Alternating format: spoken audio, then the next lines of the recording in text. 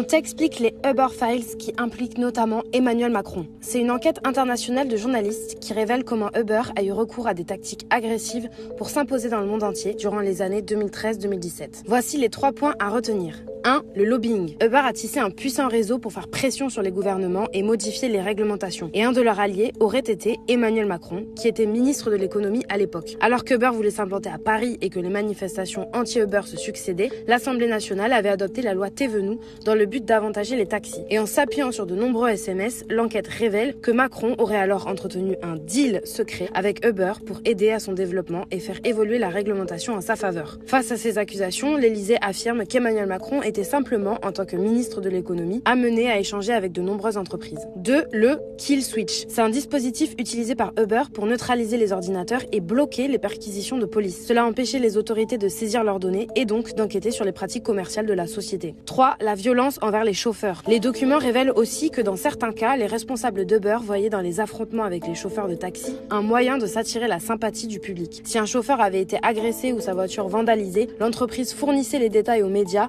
en estimant que cette violence serait négative pour l'industrie du taxi et bénéfique pour l'image d'Uber. Jill Hasselbaker, la vice-présidente chargée des affaires publiques d'Uber, a déclaré « Nous n'avons pas fait et ne ferons pas d'excuses pour des comportements du passé qui ne sont clairement pas alignés sur nos valeurs actuelles ».